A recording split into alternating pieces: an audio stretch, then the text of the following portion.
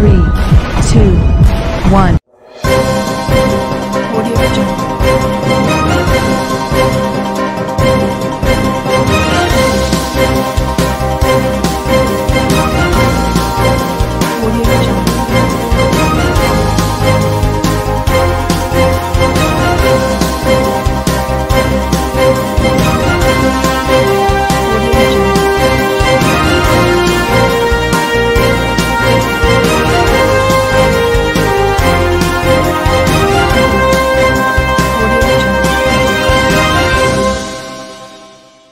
नमस्कार, मैं हूं नरेश राघानी और आप देख रहे हैं हॉराइजन न्यूज।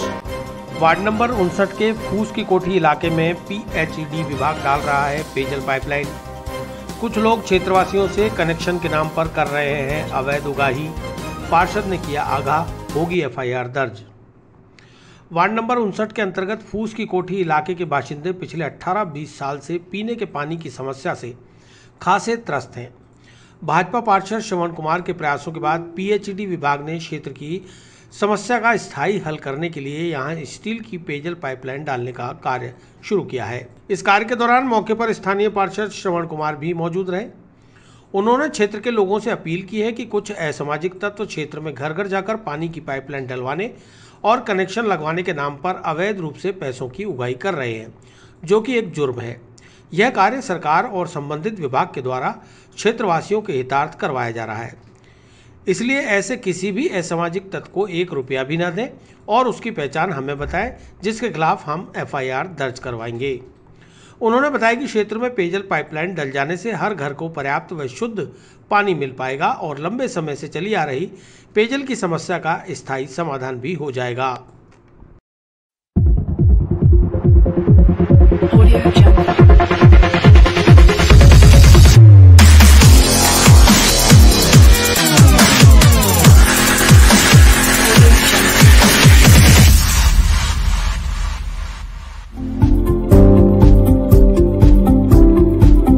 यहाँ पर मेरे वार्ड 59 में का क्षेत्र है फूस की कोठी। यहाँ पिछले लगभग 15 से 20 साल से पानी की समस्या थी। उस पानी की समस्या के लिए आज बड़ी लाइन से इसका कनेक्शन करवाया जा रहा है, जो कि 12 इंची की लाइन है, उससे फूस की कोठी की लाइन जुड़वाई जा रही है। तो मैं समझता हूँ कि यहाँ पर जो पानी की समस्या पिछले 18-20 साल से थी, अब वो समस्या नहीं रहेगी। सबको प्रॉपर पानी मिलेगा, सबको प्रेशर से पानी मिलेगा। इसके साथ ही मैं एक और बात आप सब लोगों को कहना चाहता हूँ कि ये पाइपलाइन पीएचडी की तरफ से डाली जा रही है। ये सरकारी काम हो रहा है, किसी के बहकावे में नहीं आए, किसी को कोई 1 रुपया भी नहीं दे। जैसा कि मेरे को सुनने में आ रहा है कि यहाँ पर कुछ लोग आकर के घर वालों से कुछ पैसे मांग रहे हैं कि हम आपकी लाइन से जुड़वा देंगे, इतने पैसे दे दो।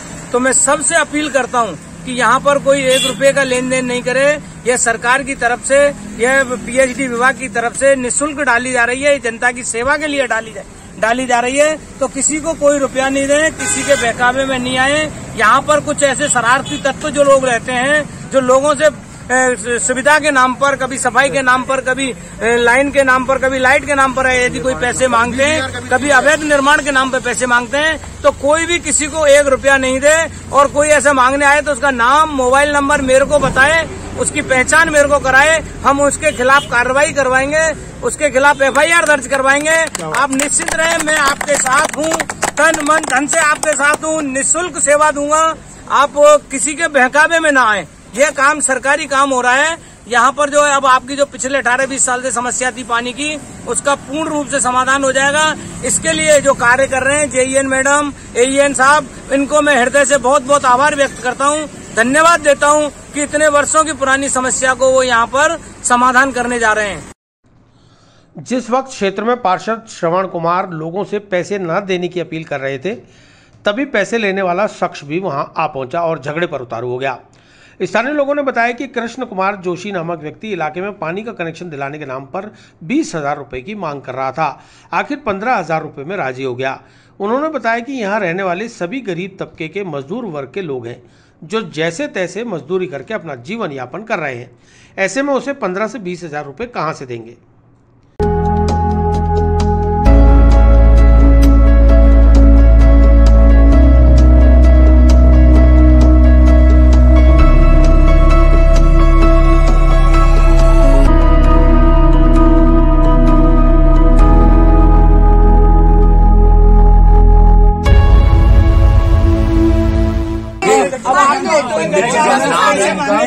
जोशी जी ने पैसे मांगे, कितने मांगे?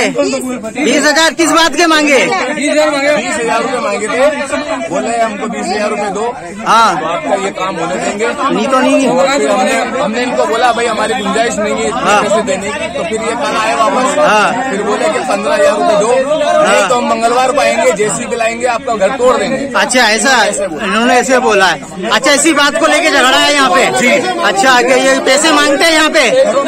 और आज हमारे सरपंच जी आए हुए इसी बात को लेके, सरपंच पार्षद जी आए हुए वार्ड 59 के यहाँ पे पैसे की खाए फूटी जाती होती, काम चलाने के नाम पे जमीनें बेची जाती है। इसी बात को लेके अभी तो नहीं दिए, अभी हमने नहीं दिए।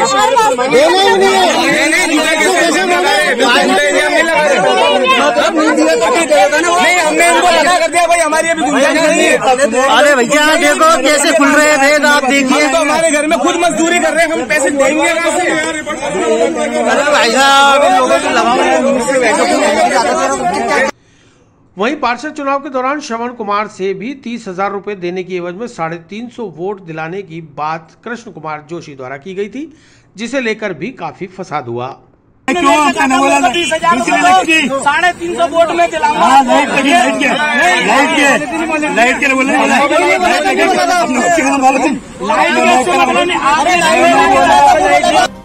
कांग्रेस प्रदेशाध्यक्ष व शिक्षा मंत्री डोटासरा के सभी रिश्तेदारों का आरएएस में सिलेक्शन होने पर फूटा गुस्सा। अखिल भारतीय विद्यार्थी परिषद ने आरपीएससी का किया घेराव, पुलिस की मौजूदगी में ज्वाइंट सेक्रेटरी को सौंपा ज्ञापन। कांग्रेस के प्रदेश अध्यक्ष व राजस्थान सरकार के शिक्षा मंत्री गोविंद सिंह डोटासरा की बहू के सभी परिवारजनों का आरएएस 2018 के परीक्षा परिणाम में एकाएक चयन हो जाने और सभी के 80% से अधिक अंक अर्जित करने को लेकर प्रदेश के लोगों में आश्चर्य और संशय बना हुआ है। वहीं एबीवीपी के छात्रों द्वारा आज राजस्थान लोक सेवा आयोग का घेराव कर मामले की निष्पक्ष जांच कराकर परीक्षा परिणाम को रद्द करने की मांग की गई। भारी संख्या में छात्र हाथों में भगवा ध्वज लेकर नारेबाजी करते हुए आरपीएससी पहुंचे, जहां पहले से ही सिविल लाइन थाना पुलिस, सदर कोतवाली थाना पुलिस, व्रत अधीक्षक प्रियंका रघुवंशी और जाब्ता तैनात था। लेकिन छात्र जोश के साथ नारेबाजी करते हुए पुलिस के सुरक्षा चक्र को भेदते हुए आरपीएससी के गेटों पर जा चढ़े। वहीं कुछ छात्र अपने साथ पेट्रोल लेकर आए थे, जिन्होंने आरपीएससी के गेट के सामने टायर पर पेट्रोल छिड़ककर आग लगा दी, जिससे एक बार को अफरा तफरी मच गई। इसके बाद पुलिस और छात्रों के बीच काफी देर तक धक्का मुक्की हुई। आखिर पुलिस ने छात्रों के एक प्रतिनिधि मंडल को अंदर जाने की इजाजत दे दी, जहां आरपीएससी की ज्वाइंट सेक्रेटरी श्रीमती नीतू यादव से छात्रों ने मुलाकात कर अपनी व्यथा सुनाई और मामले की निष्पक्ष जांच कराने की मांग की। भाजपा के सह संयोजक व पूर्व छात्र नेता रचित कछावा ने बताया कि आरएएस साक्षात्कार में 80% से ज्यादा अंक लाने वाले कांग्रेस के प्रदेशाध्यक्ष व शिक्षा मंत्री गोविंद सिंह डोटासरा के रिश्तेदारों ने सरकारी तंत्र का पूरी तरह से दुरुपयोग कर बिना मेहनत के मलाई लूटी है। ऐसे में परीक्षा के लिए कड़ी मेहनत करने वाले बेरोजगार स्वयं को ठगा हुआ महसूस कर रहा है। एक ही परिवार में बेटे, बहू और उसके रिश्तेदार आरएएस बन गए और किसी को शक न हो, ऐसा कैसे हो सकता है। आज विरोध स्वरूप एबीवीपी छात्रों ने आरपीएससी के बाहर टायर जलाकर विरोध प्रदर्शित किया और सरकार के खिलाफ नारेबाजी की।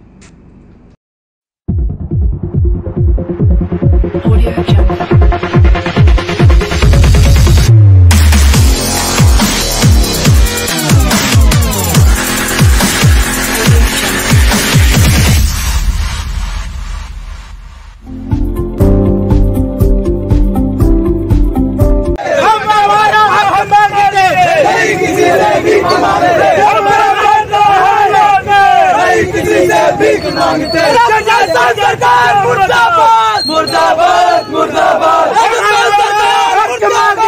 मुर्दाबाद मुर्दाबाद प्रशासन मुर्दाबाद मुर्दाबाद मुर्दाबाद प्रशासन मुर्दाबाद मुर्दाबाद मुर्दाबाद नहीं किसी से भीख मांगते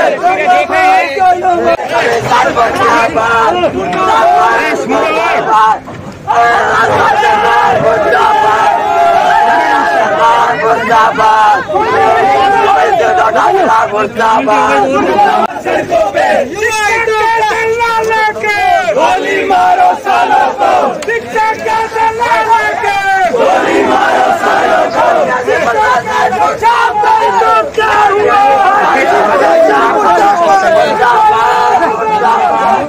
प्रशासन मुर्दाबाद मुर्दाबाद मुर्दाबाद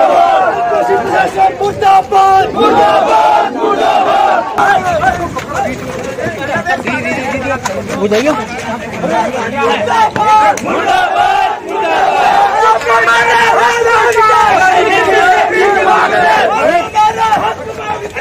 किसी से भीख मांगे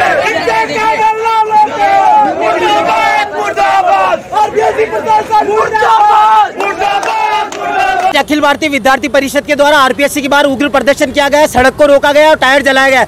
ये मांग की गई है कि जिस प्रकार से आरपीएससी के द्वारा शिक्षा मंत्री जी के दबाव के अंदर गलत परीक्षा परिणाम जारी किए गए और जो बच्चे वास्तव में पढ़ लिख करके 80 नंबर ला सकते हैं उनके कम नंबर दिए गए और उनके जो रिश्तेदार है, पारिवारिक परिचित है, उनको 80-80 नंबर दे करके युवाओं के साथ कुठाराघात किया गया। विद्यार्थी परिषद ने मांग की है कि आरपीएससी इसके ऊपर गंभीर जाँच बिठाए।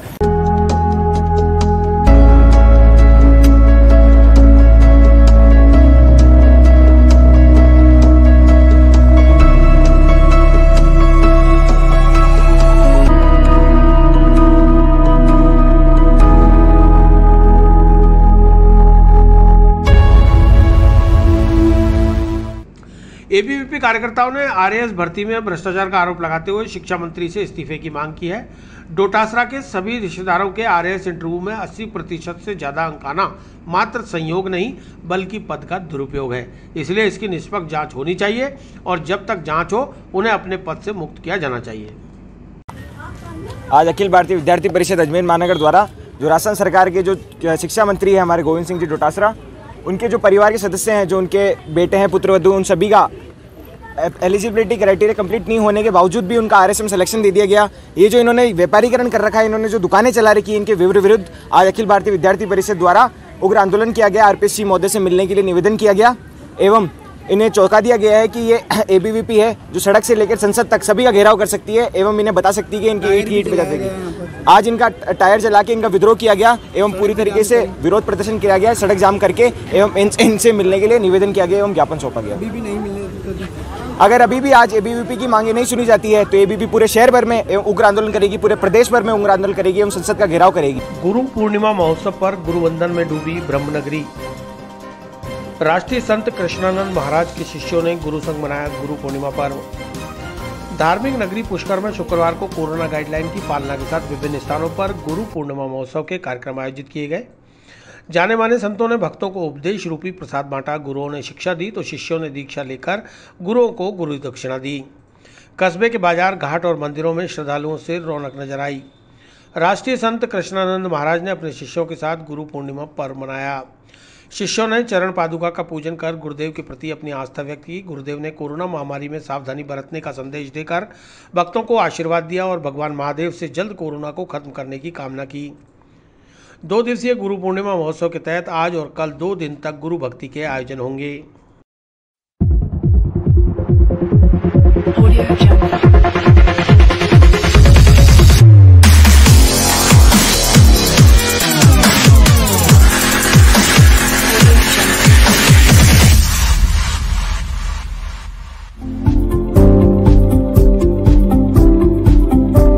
आज गुरु पूर्णिमा का पावन अवसर और तीर्थ गुरु पुष्कर राज में आश्रम के प्रांगण में सरकारी गाइडलाइन की पालना करते हुए उत्सव मनाया जा रहा है।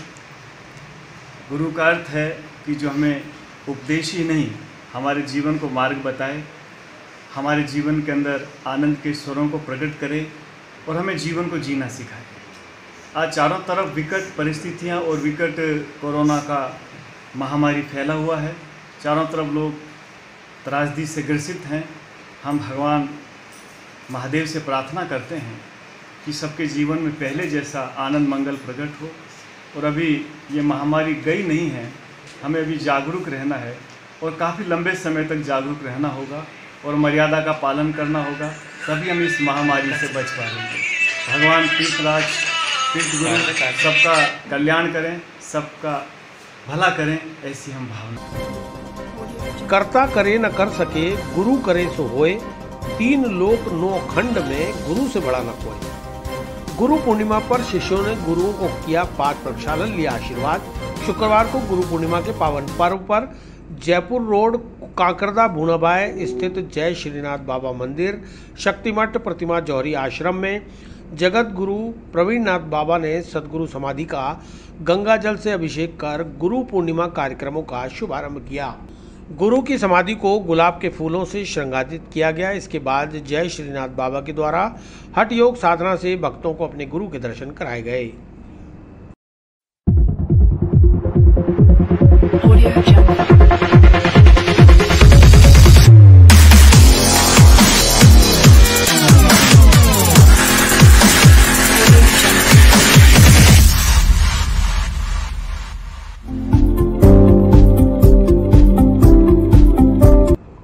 प्रवीण नाथ बाबा ने शाही झंडा चढ़ाया। भक्तों व अनुयायियों ने शक्ति मठ पर स्थित दिव्य सिद्ध प्राचीन धूनी की परिक्रमा की।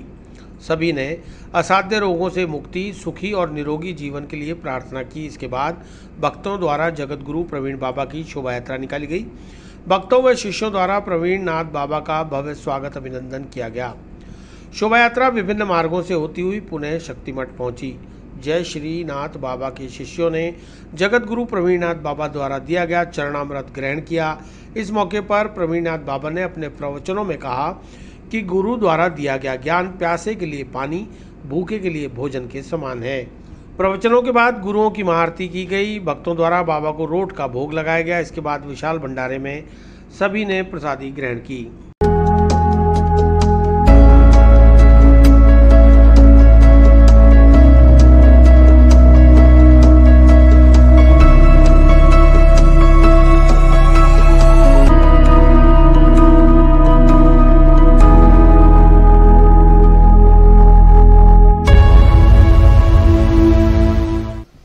गुरु पूर्णिमा का जो महत्व है वो किसी भी तरीके से कम नहीं हो सकता। चाहे कोई भी महामारी हो या कोई भी आपात स्थिति हो जाए, तब भी गुरु पूर्णिमा का जो महत्व है वो अपनी जगह स्थिर है और उस महत्व को कोई कम नहीं कर सकता। करता करे न कर सके, गुरु करे सब होए, 3 खंड में गुरु से बड़ा न कोई। आज जो गुरु की शरण में जाएगा उसे किसी प्रकार का कोई कष्ट जीवन में नहीं होगा। और जो गुरु महिमा को समझते हैं वो इस महिमा को निभाने के लिए हर मर्यादा तोड़कर हर जगह से गुरु के दरबार में उपस्थित होने के लिए तत्पर रहते हैं। क्या किया गया यहाँ पर? आज शक्तिमठ प्रतिमा जौहरी आश्रम पर गुरुओं की समाधियों का श्रृंगार किया गया, उन पर फूल बंगला सजाया गया। प्रभात फेरी सूक्ष्म रूप से निकाली गई। जो भक्त गुरु परंपरा निभाते आ रहे हैं वो सभी कार्यक्रम आज कोरोना गाइडलाइन को ध्यान में रखते हुए हम सब ने वो सभी आयोजन किए हैं जो कई 20 सालों से लगभग हम ये करते आ रहे हैं। श्री ब्रह्म पुष्कर विप्र महासभा यज्ञ समिति का 5 दिवसीय 98वां वार्षिक यज्ञ महोत्सव। बंशी घाट पर पुष्कर सरोवर पूजन व शांति पाठ सहित हो रहे कई धार्मिक आयोजन। श्री ब्रह्म पुष्कर विप्र महासभा यज्ञ समिति के तत्वाधान में बंशी घाट पर आयोजित 5 दिवसीय 98वें वार्षिक यज्ञ महोत्सव के तहत पुष्कर सरोवर का पूजन व शांति पाठ सहित विभिन्न धार्मिक कार्यक्रम आयोजित किए जा रहे हैं। समिति अध्यक्ष नरपत सिंह राजपुरोहित ने बताया कि आयोजन में आचार्य पंडित पुष्कर नारायण शास्त्री के आचार्यत्व में श्री गणपति 16 मातृका, नवग्रह 64 योगिनी, 52 भैरव, देव आस्तु, सर्वतो भद्रमंडल पूजा, देव पंच लोकपाल, 10 दिक्पाल, वैदिक तथा भगवान शालिग्राम, षोडशोपचार पूजा, महालक्ष्मी का हवन, विशेष पूजा आरती तथा हवन किए गए। शाम को बनारस के वैदिक विद्वानों के सानिध्य में मुख्य यजमान पवन ओझा ने पुष्कर सरोवर का पूजन, दुग्धाभिषेक, स्थापित देव हवन किया।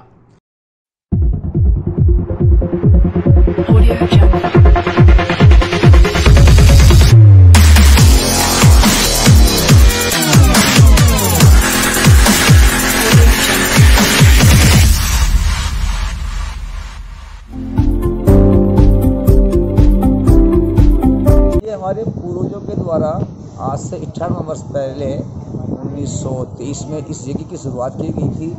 विश्व कल्याण और जन समुदाय के लिए, सद्भावना के लिए, अच्छी वर्षा के लिए, सभी के अंदर भाईचारा, सद्भावना, प्रेम के लिए इस यज्ञ की शुरुआत की गई थी, जो निरंतर 98 वर्ष हो गए इस यज्ञ को होते हुए। ये आषाढ़ सुदी एकादशी से पूर्णिमा तक 5 दिवसीय यज्ञ मनाया जाता है। ये यज्ञ श्री ब्रह्म पुष्कर विप्र महासभा यज्ञ समिति के द्वारा किया जाता है प्रतिवर्ष, और इस वर्ष भी ये यज्ञ हो रहा है। सदस्य आशुतोष शर्मा ने बताया कि विश्व कल्याण व पर्याप्त बारिश की कामना लेकर आयोजित 5 दिवसीय यज्ञ महोत्सव के दौरान प्रतिदिन हवन पूजन के साथ अनेक धार्मिक कार्यक्रम आयोजित किए जा रहे हैं। महोत्सव की 24 जुलाई शनिवार को पूर्णाहुति होगी।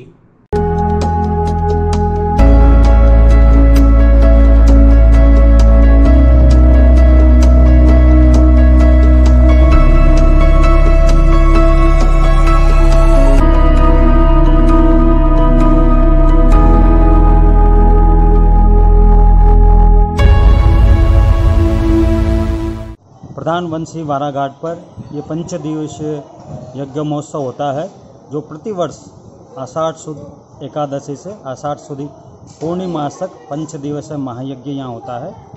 ये विशेषतया विश्व कल्याण के लिए, विश्व शांति के लिए, सुख शांति के लिए आयोजित होता है।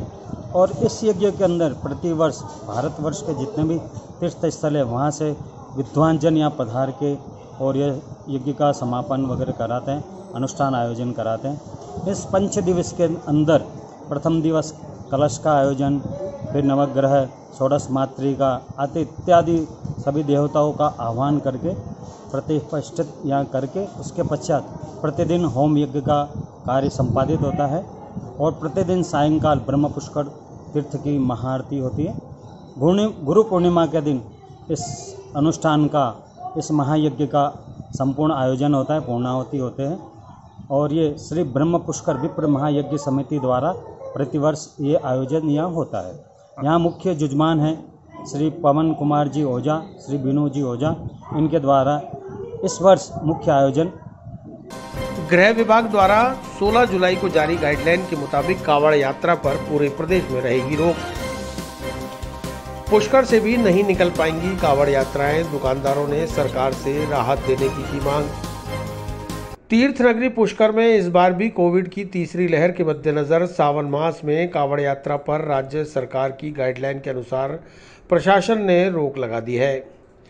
पुष्कर उपखंड अधिकारी दिलीप सिंह राठौड़ ने बताया कि आगामी श्रावण मास में उपखंड क्षेत्र पुष्कर में श्रद्धालुओं द्वारा कावड़ यात्रा के मद्देनजर तीर्थराज पुष्कर सरोवर आने की प्रबल संभावना है। इस संबंध में राजस्थान सरकार के गृह विभाग के आदेश के अनुसार श्रावण मास के मद्देनजर कावड़ यात्रा व अन्य सभी धर्मावलंबियों के समस्त धार्मिक आयोजन पूर्णतः प्रतिबंधित रखे गए हैं। इसलिए समस्त नागरिकों से अपील है कि राजस्थान सरकार गृह विभाग के आदेश और उनके निर्देशों की पूर्ण पालना की जाए, अन्यथा संबंधित उल्लंघनकारी के विरुद्ध नियमानुसार कानूनी कार्रवाई की जाएगी।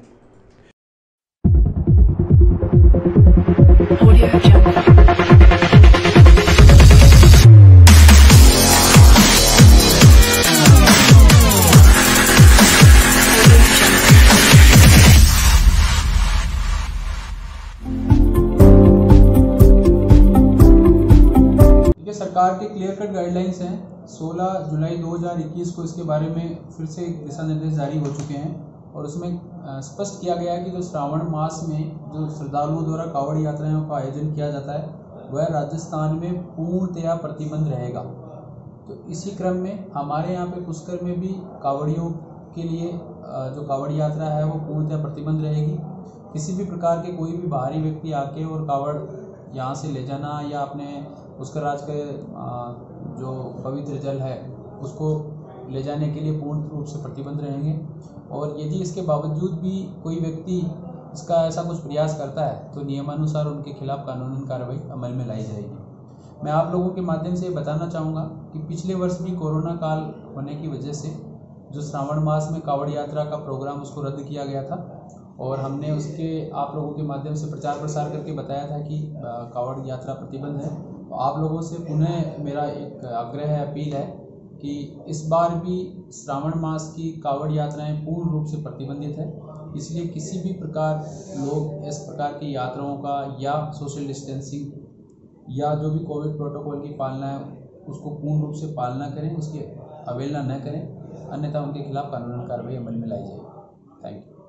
वहीं कस्बे के दुकानदारों ने बताया कि एक तरफ तो सरकार स्कूल कॉलेजों को खोलने की तैयारी में जुटी है, तो वहीं धार्मिक कार्यक्रम और धार्मिक स्थलों पर ही पाबंदी क्यों लगाई जा रही है।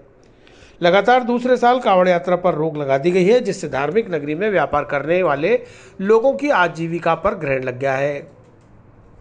बड़ी मुश्किल से अनलॉक 4.0 के तहत थोड़ी सी राहत मिली थी, लेकिन श्रावण मास में, जो कि पवित्र मास है और धार्मिक नगरी में इस वक्त खासी चहल पहल रहती है, उस पर भी सरकार ने रोक लगाकर सबकी रोजी रोटी पर भी रोक लगा दी है।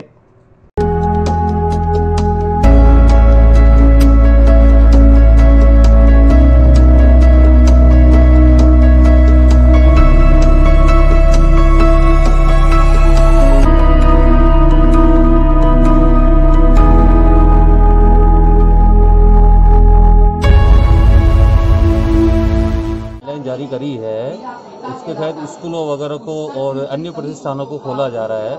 हम ये चाहते हैं कि हम यहाँ धार्मिक नगरी में बैठे हैं, तो धार्मिक स्थलों पे जो अभी तक पाबंदियाँ लगी हुई है उनमें नरमाई बरती जाए, क्योंकि विगत करीब 2 साल से धार्मिक स्थानों की व्यापार वगैरह सब ठप पड़ा हुआ है। तो राज्य सरकार को चाहिए कि जैसे अभी कांवड़ के ऊपर उन्होंने प्रतिबंध लगा रखा है, तो उसमें नरमाई बरती जाए, क्योंकि ये सावन तीर्थ है। सावन जो आता है साल में एक बार आता है। पिछले साल भी सावन बंद था और इस बार भी राज्य सरकार ने प्रतिबंध लगा रखा है। हमारा यह कहना है कि अभी जो कोरोना महामारी कम हो चुकी है लगभग, तो इसमें थोड़ी नरमाई बरती जाए और कांवड़ियों के लिए यहाँ छूट दी जाए, जिससे यहाँ के जो आम व्यापारी हैं सबको। नगर निगम में अतिक्रमियों, भूमाफियाओं और कर्मचारियों की सांठगांठ के चलते गायब हुई फाइलें। आम आदमी पार्टी ने सदर कोतवाली थाने में दोषी अधिकारियों और कर्मचारियों के विरुद्ध एफआईआर दर्ज कराने के लिए सौंपी अर्जी। अजमेर में अतिक्रमियों व भूमाफियाओं के हौसले इतने बुलंद हैं कि वे निगम के अधिकारियों व कर्मचारियों के साथ सांठगांठ कर अपनी फाइल गायब करवा देते हैं। फिर निगम महापौर अधिकारियों और कर्मचारियों को फाइल ढूंढने के लिए अल्टीमेटम देती हैं और कर्मचारी अधिकारी अवकाश वाले दिन भी नगर निगम में फाइलों को ढूंढने की मशक्कत करते नजर आते। ये कैसा कोरक धंधा है। शुक्रवार को आम आदमी पार्टी के कार्यकर्ताओं ने महिला शक्ति प्रदेश अध्यक्ष कीर्ति पाठक के नेतृत्व में सदर कोतवाली थाने में नगर निगम की खोई हुई फाइलों के संदर्भ में एफआईआर दर्ज करवाने के लिए पत्र दिया है।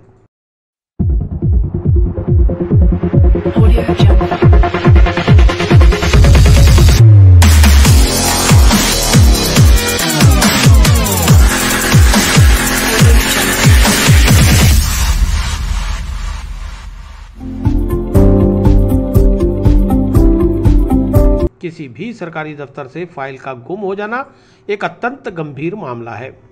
कीर्ति पाठक ने आरोप लगाते हुए कहा कि निगम के कर्मचारी, अधिकारी व अतिक्रमणकारियों की मिलीभगत से ही फाइलें गुम हुई हैं।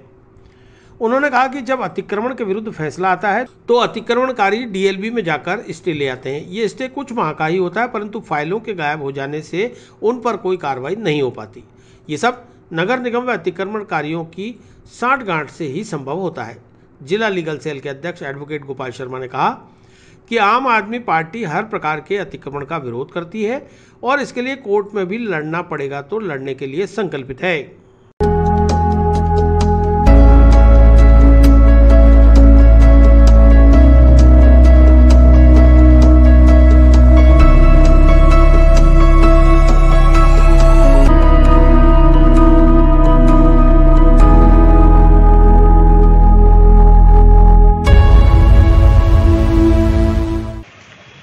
मीडिया के माध्यम से ही हमें पता चला कि नगर निगम की कुछ महत्वपूर्ण फाइलें हैं, वो मय दस्तावेज गायब हो चुकी हैं।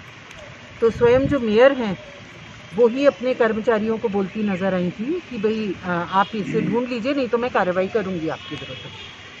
फाइलें गुम होना सरकारी किसी कार्यालय से फाइलें गुम होना तो एक बहुत ही महत्वपूर्ण इशू है। तो इस पर आम आदमी पार्टी को बात करनी ही थी। तो हम सब ने यही डिसाइड किया कि हम लोग एक एफआईआर दर्ज कराएं कि सरकारी महकमे से फाइलें चोरी कैसे हो सकती हैं। इसका मतलब तो ये है कि कर्मचारियों और अधिकारियों की अतिक्रमणकारियों या दूसरे लोगों के साथ सांठगांठ है। आम आदमी पार्टी का आरोप है ये कि अतिक्रमणकारियों को शह दी जा रही है, उनको फाइलें हो सकता है फाइलें गायब कराने में उनका हाथ हो। साथ ही एक चीज़ ऐसी होती है कि डीएलबी में जाते हैं, जैसे ही पता चलता है कि इनका अतिक्रमण ध्वस्त करने की बात चल रही है, ये लोग डीएलबी में जाते हैं, स्टे लेकर आते हैं। स्टे कुछ महीने का होता है, लेकिन उस स्टे के बाद क्या होता है, उस स्टे को गाय खा जाती है, क्योंकि फाइलें गायब हो जाती हैं, उस स्टे का कुछ पता नहीं चलता। और अजमेर में आप देख लें पूरे अतिक्रमण की भरमार है। तो इसी का विरोध है। अतिक्रमण विरोधी अभियान अब आम आदमी पार्टी चाहती है। आज क्या किया आपने? आज हमने यहाँ पर FIR के लिए मतलब वो करा है, वो दिया है, FIR के लिए एप्लीकेशन दी है। इन्होंने बोला है कि जांच अधिकारी जो हैं उनको नियुक्त किया जाएगा, एकदम दे दिया जाएगा और इस पर कार्रवाई होगी। शिक्षा मंत्री डोटासरा के रिश्तेदारों के RAS में चयन का मामला पकड़ रहा है तूल। शिकायतकर्ता थाने और अदालत में दायर करा रहे हैं परिवाद। एडवोकेट व पार्षद देवेंद्र सिंह शेखावत ने आज मुख्य न्यायिक मजिस्ट्रेट संख्या 3 के न्यायाधीश के समक्ष एक फौजदारी परिवाद दायर किया, जिसमें कांग्रेस प्रदेशाध्यक्ष व शिक्षा मंत्री गोविंद सिंह डोटासरा के समधी चूरू जिला शिक्षा अधिकारी रमेश चंद्र पूनिया, समधी के बेटे गौरव पूनिया और बेटी प्रभा पूनिया को अभियुक्त बनाया गया है। एडवोकेट देवेंद्र सिंह शेखावत ने बताया कि अपने पद और हैसियत का बेजा इस्तेमाल कर गोविंद सिंह डोटासरा ने अपने बेटे, बहू और उनके रिश्तेदारों का RAS में चयन कराकर योग्य अभ्यर्थियों की योग्यता की धज्जियां उड़ाई है।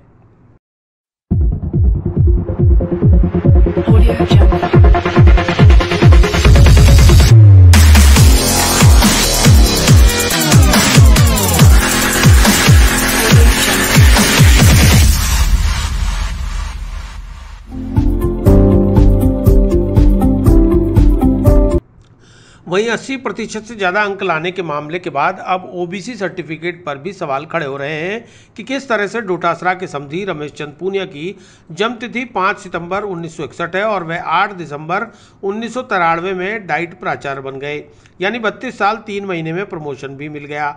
इसलिए संतान OBC क्रीमी लेयर में आएगी। OBC कोटे का लाभ उन्हें नहीं दिया जा सकता, लेकिन उन्होंने RAS फॉर्म में अपने OBC होने का प्रमाण पत्र पेश किया, जो कि निराधार है, इसलिए उनकी नियुक्ति रद्द होनी चाहिए। उन्होंने बताया कि पूनिया की बेटी प्रभा का OBC कैटेगरी में RAS 2016 में चयन हुआ। इसकी जन्मतिथि 16 जुलाई 1990। इस तरह गौरव पूनिया का जन्म मेरिट क्रमांक 167 है। इनका जन्म 4 अक्टूबर 1994 को हुआ, जबकि प्रभा पूनिया का जन्म 5 जनवरी 1999 को हुआ। इसका मेरिट क्रमांक 316 है। इनका भी OBC कैटेगरी में चयन हुआ है। देवेंद्र ने आरोप लगाया है कि अभियुक्त गणों द्वारा मिलीभगत कर पद प्रभाव व राजनीतिक रसूखातों का दुरुपयोग कर कूट रचित दस्तावेज तैयार कर इनका उपयोग और उपभोग कर अनुचित लाभ प्राप्त किया गया है, जिसकी निष्पक्ष जांच होनी ही चाहिए।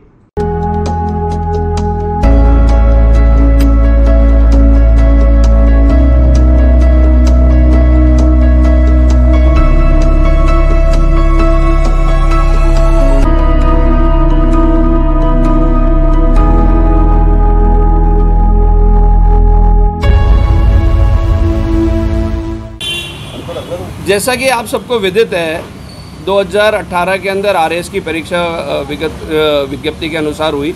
उसका निर्णय जो रिज़ल्ट है वो 2021 के अंदर अभी जुलाई में आया था और उसके बाद से इस परिणाम को लेकर विभिन्न प्रकार के भ्रष्टाचारों के आरोप लगे। पहले तो RPSC मेंबर्स पे लगे, उसके पश्चात एक नवीनतम राज्य सरकार का एक बड़े नेता का एक घोटाला सामने, मतलब भ्रष्टाचार सामने आया। उसके तहत विभिन्न चयन प्रक्रिया के प्रथम एप्लीकेशन फॉर्म से लेकर रिजल्ट तक जिसके अंदर भ्रष्टाचार है।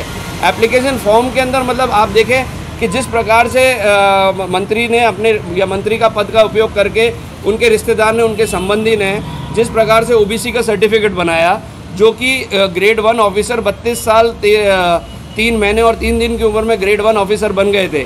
और सरकार के अध्यादेश लेटर क्रमांक भी मेरे पास उसकी सूची है। उसके तहत ये पूर्ण रूप से है कि राज्य सेवा के अंदर प्रथम 40 वर्ष से कम वर्ष के यदि कोई व्यक्ति अगर प्रथम श्रेणी में आ जाता है तो वो प्रथम श्रेणी जॉब लेवल पे फर्स्ट ग्रेड में आ जाता है, तो वो क्रीमी लेयर में आ जाता है। और जब वो क्रीमी लेयर में आ जाते हैं तो उसके पश्चात वो OBC के किसी भी लाभ को लेने के लिए उत्तराधिकारी नहीं है।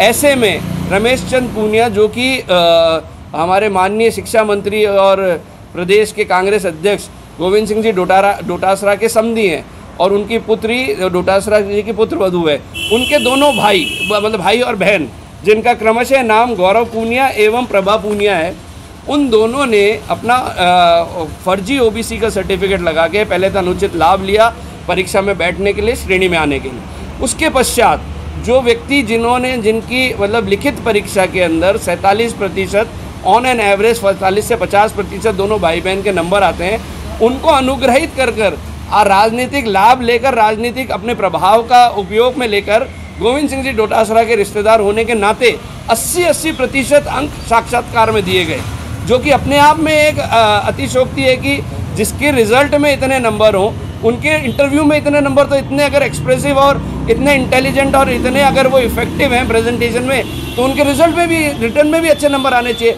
किंतु ये पूर्ण रूप से ये है कि कई ऐसे अभ्यर्थी हैं जिनके रिटर्न में 70% अंक है, जिन्होंने रिटर्न में बहुत अच्छा स्कोर किया है और उनको इंटरव्यू में बहुत कम अंक दिए, 20%, 30% या मिनिमम लेवल पे जो कट ऑफ पे।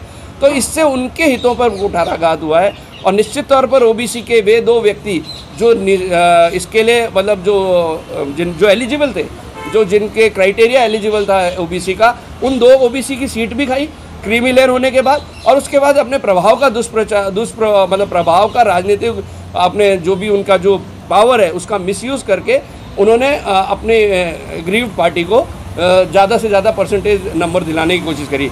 उसी के अंतर्गत आज मैंने एक इस्तगासा दायर किया है और विभिन्न मतलब उसके अंदर इस्तगासा का एक प्रोसेस होता है एक्चुअली कि आपको स्थानीय पुलिस से भी पहले स्थानीय पुलिस को आपको सूचना देनी पड़ती है। तो हमने स्थानीय एसपी साहब को उसकी सूचना दी है और मुझे मालूम है क्योंकि राज्य सरकार कांग्रेस की है और प्रदेश के मतलब कांग्रेस प्रदेश अध्यक्ष भी हैं, इसलिए राज्य सरकार की कहीं ना कहीं पुलिस निश्चित तौर पर उनके मतलब प्रभाव में आनी है, तो पुलिस ने नहीं, लेकिन फिर भी हमने उनको एसपी साहब को करके और उसके पश्चात ये एक इस्तगासा पेश किया है। जो धाराएं जो इसमें है, हमने जो 156 हमने दोनों मतलब मैंने दोनों ऑप्शन रखे हैं।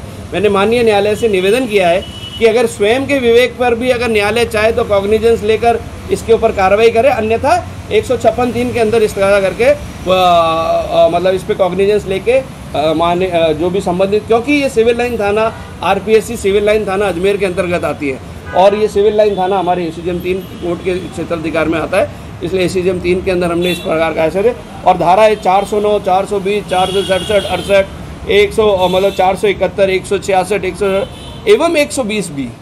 इसमें सबसे मूल जो बात है वो कॉन्स्पिरेसी की है, षड्यंत्र की है। 120 वैसे तो डोटासरा जी का क्या लेना देना, लेकिन वो इसके मुख्य अभियुक्त तो सूत्रधार वही है क्योंकि वो प्रदेश अध्यक्ष है, राजनीतिक रूप से बहुत मतलब प्रभावशाली हैं, शक्तिशाली हैं, इसलिए अपने पदों का दुरुपयोग कर कर अपने रिश्तेदारों को अनिश्चित रूप से लाभ पहुंचाया, इसलिए उनके खिलाफ ही गया। हिंदुस्तान जिंक कायड़ माइंस ने लॉन्च की mobile medical van. Mobile medical van से कायड़ व आसपास के 15 गांवों के ग्रामीणों को मिलेगी घर बैठे चिकित्सकीय सुविधा। गांव के लोगों को अब बीमार होने पर शहर नहीं जाना पड़ेगा, डॉक्टर खुद चलकर उनके घर आएगा। हिंदुस्तान जिंक की कायड़ माइंस की ओर से ऐसी व्यवस्था की गई है। हिंदुस्तान जिंक कायड़ माइंस की ओर से शुक्रवार को एक मोबाइल मेडिकल वैन लॉन्च की गई। यह mobile medical van Kayad mines की परिधि में आने वाले करीब 15 से 16 गांवों के ग्रामीणों को स्वास्थ्य सेवाएं उपलब्ध करवाएगी। जानकारी के अनुसार इस वैन में डॉक्टर्स, कंपाउंडर सहित आवश्यक दवाएं भी रखी गई हैं, जिससे कि ग्रामीणों को उनके गांव में ही स्वास्थ्य लाभ मिल सके। अजमेर जिला कलेक्टर प्रकाश राजपुरोहित ने फीता काटकर वैन की लॉन्चिंग के बाद इसे रवाना किया। मोबाइल वैन की लॉन्चिंग करने के बाद जिला कलेक्टर प्रकाश राजपुरोहित ने इसे ग्रामीण लोगों के स्वास्थ्य के प्रति बेहद अच्छा कदम बताते हुए इस सेवा कार्य के लिए हिंदुस्तान जिंक का आभार जताया। इस मौके पर जिला कलेक्टर प्रकाश राजपुरोहित, पुलिस अधीक्षक जगदीश चंद्र शर्मा, मुख्य चिकित्सा एवं स्वास्थ्य अधिकारी डॉक्टर के सोनी सहित कई प्रशासनिक अधिकारी व हिंदुस्तान जिंक के प्रतिनिधि व विभिन्न गांवों के सरपंच भी मौजूद रहे।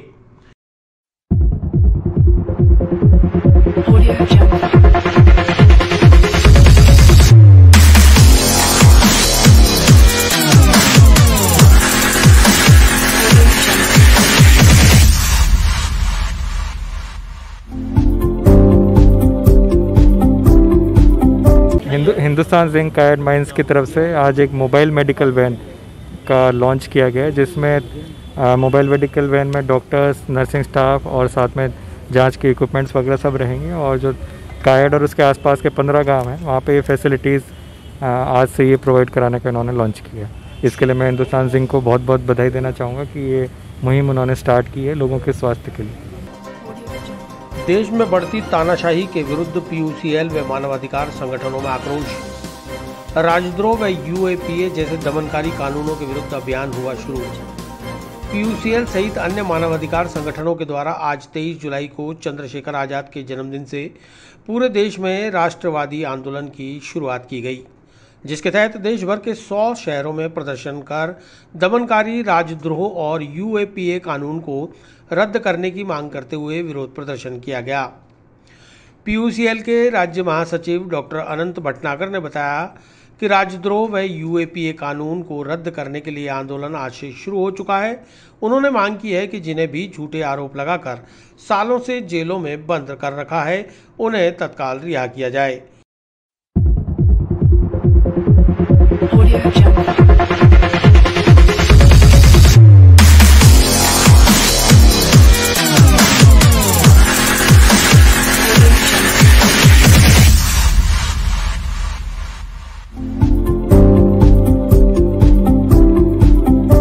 गिरफ्तार करने वाले पुलिस अधिकारियों के विरुद्ध दंडात्मक कार्रवाई की जाए और इतने सालों बेवजह जेल में बंद रखने का पीड़ितों को मुआवजा दिलाया जाए।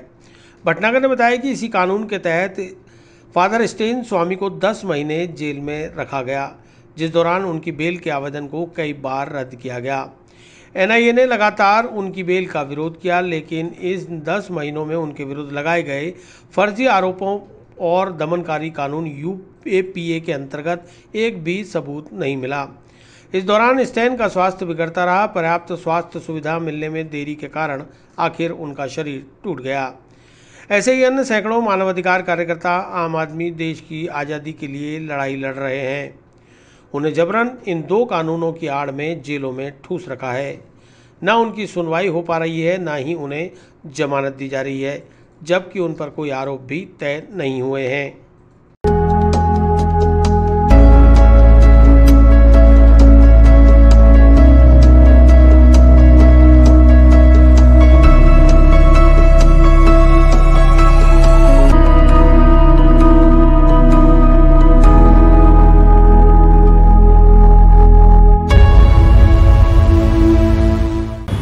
पीयूसीएल और देश के सभी मानवाधिकार संगठनों ने आज 23 जुलाई, जो कि एक पवित्र दिन है, चंद्रशेखर आज़ाद का जन्मदिन है, इस पर पूरे देश में एक राष्ट्रव्यापी आंदोलन शुरू किया है। आज 100 शहरों के लोग अलग अलग स्थानों पर प्रदर्शन करके जो दमनकारी कानून है, राजद्रोह का कानून, यूएपीए का कानून, इसके विरोध में अभियान शुरू कर रहे हैं। हम आज फादर स्टेन स्वामी को श्रद्धांजलि देने के लिए भी एकत्रित हुए हैं। आपको मालूम होगा कि फादर स्टेन स्वामी को इसी तरह के यूएपीए के कानून के तहत बंद किया गया था और वो 84 वर्ष के व्यक्ति थे और वो जमानत चाहते थे और उनको जमानत नहीं दी गई, जबकि उनके विरुद्ध कोई आरोप नहीं। और इस तरह से देश में सैकड़ों मानवाधिकार कार्यकर्ता हैं जो देश की आज़ादी के लिए, आम व्यक्ति की आज़ादी के लिए, आदिवासियों के न्याय के लिए लड़ाई कर रहे हैं। उन लोगों को जेल में सेडिशन या यूएपीए का कानून लगा के बंद किया हुआ है। ना उनको जमानत दी जाती है, ना सुनवाई है और ना उनके आरोप तय हो पाए हैं 2-2, 2.5 साल से। फादर स्टेन स्वामी ने भी ये कहा था कि मुझे जमानत दे दो, मेरी मौत सामने दिख रही है, लेकिन उनको जमानत नहीं दी गई और अंततः उनकी अस्पताल में मृत्यु हो गई। तो इस तरह से मरने का भी अधिकार नहीं दिया गया, सम्मान पूर्वक मरने का अधिकार भी नहीं दिया गया। ये बहुत आज़ाद भारत के इतिहास में बहुत शर्मनाक घटना है कि हम एक तरफ तो लोकतंत्र की बात करते हैं, आम आदमी के न्याय की बात करते हैं और उनके लिए लड़ने वाला व्यक्ति जो जेल में इस तरह से तड़प तड़प कर मर जाता है। उनको बीमारी थी, उन्होंने मांग की थी कि मुझे एक पानी पीने के लिए स्ट्रॉ उपलब्ध कराई जाए, हाथ हिलते थे, वो स्ट्रॉ भी उपलब्ध नहीं कराई गई। तो इस तरह की स्थितियां देश में हैं। तो हमारी आज से मांग है कि ये जो सेडिशन का कानून, जो कि अंग्रेज दमन के लिए लाए थे, वो राजद्रोह का कानून बिल्कुल बाहर किया जाए संविधान से और यूएपीए का कानून जो जिसका बेजा इस्तेमाल सरकारें कर रही हैं, वो यूएपीए का कानून रद्द हो। जमानत सबका हक है, कोर्ट कहता है, लेकिन जमानत मिलती नहीं है, 5-5, 7-7 साल तक नहीं मिलती। तो ये जमानत का अधिकार बहाल हो और इस तरह जो जिन लोगों को झूठे आरोप लगा के बंद किया है और आज बहुत सारे लोग रिहा हुए हैं, चाहे अखिल गोगोई हो, चाहे दिल्ली के छात्र आंदोलनकारी हों, इनके खिलाफ कोई भी आरोप सिद्ध नहीं हुआ और अंततः पुलिस को कोर्ट को रिहा करना पड़ा। पर इनके 2 साल कौन लाएगा? तो हम ये मांग करते हैं कि जिन्हें झूठे अपराधों में फंसाया गया है उन्हें मुआवजा देना चाहिए। जिन पुलिस अधिकारियों ने झूठे मुकदमे बनाए हैं उनके विरुद्ध दंडात्मक कार्रवाई होनी चाहिए, ये भी हमारी मांग है। एनडीपीएस के मामले में सजायाफ्ता कैदी की अस्पताल में दौरान इलाज हुई मौत। वर्ष 2016 से जेल में सजायाफ्ता कैदी सुरसुरा निवासी प्रभुलाल जाट की तबीयत बिगड़ने पर उसे जेल अस्पताल में भर्ती कराया गया, जहां दौरान इलाज उसकी आज अलसुबह मौत हो गई। मृतक कैदी प्रभुराम जाट के बेटे पवन चौधरी ने बताया कि उसके पिता प्रभुराम लंबे समय से दमे की बीमारी से ग्रसित थे, जिनका जेल में समय समय पर इलाज भी होता था। मामला ज़्यादा बिगड़ने पर उन्हें जेल प्रशासन द्वारा जेएलएन अस्पताल में भर्ती कराया गया और उसे सूचना दी गई तो वह कल रात अपने पिता के साथ आईसीयू में रहा। अलसुबह तबीयत ज़्यादा बिगड़ने पर उसने डॉक्टर को बुलाया, लेकिन डॉक्टरों ने उन्हें मृत घोषित कर दिया। पवन चौधरी ने बताया कि 7 अप्रैल 2016 में रूपनगढ़ थाना अंतर्गत दर्ज एनडीपीएस के एक मुकदमे में उन्हें सजा हुई थी। तब से वह बीते 5 साल से सजा काट रहे थे।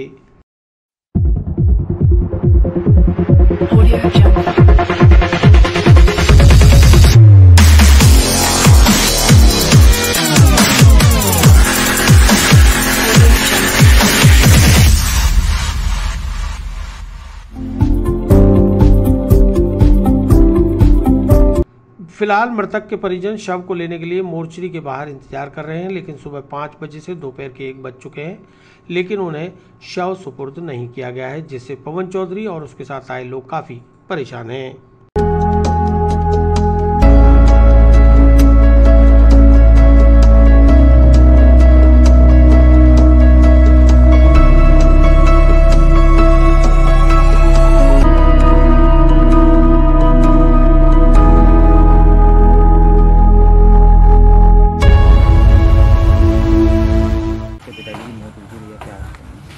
मेरे पिताजी को तो अपने पहले से ही प्रॉब्लम थी अपने दमे की, तो कारागार अपने अजमेर जेल में वो बंद थे 5 साल से। उन्हें बीच में कभी तकलीफ होती छोटी मोटी तो अंदर से दवाई ले लेते थे जेल में से। और अभी उनके 19 तारीख को तबीयत कुछ ज़्यादा ख़राब हुई तो पुलिस वालों ने उसे एडमिट कराया अपने अस्पताल में, सरकारी हॉस्पिटल में। यहाँ इनका इलाज चल रहा था और परसों से उनकी बोली वगैरह खाना पीना उन्होंने बंद किया, तो आईसीयू में थे वो। फिर मैं कल नाइट में मेरे को उनके पास रहने की इजाज़त मिली तो नाइट में मैं उनके साथ था। तब उन्होंने आराम से मतलब दिन के अंदर पानी आनी पिलाया, मैंने आराम से रेस्ट कर रहे थे वो। नाइट में करीबन 2 बजे से उनकी तबीयत ख़राब हुई, तो 5 बजे मैंने डॉक्टर को बुलाया, ज़्यादा कुछ तबीयत ख़राब होने लगी ना, तब उन्होंने आके इलाज शुरू किया, लेकिन कुछ फ़ायदा नहीं हुआ। 5 बजे फिर उनकी डेट हो गई। किस मामले में? वो एनडीपीएस के अंदर थे। हाँ, कब था ये मामला, कहाँ हुआ? ये अपने सुरसुरा में हुआ था और यहाँ पे रूपनगढ़ थाने ने उनकी जांच की थी। कितने साल से बनते हैं? 5 साल। 2016 का मामला था? 7 अप्रैल 2016। आप क्या लगते हो? मैं उनका लड़का हूँ। तो अभी क्या है, कितनी देर हो गई बैठे बैठे, कोई आया नहीं? हमें बस बॉडी चाहिए। हम सुबह 5 बजे से बॉडी का वेट कर रहे हैं। 5 बजे बाद में हम 6 बजे यहाँ पे बॉडी को ला के रख दिए, उसके बाद में वेट कर रहे हैं बस बॉडी मिल जाए। तो क्या जवाब मिल रहा है आपको? क्या है?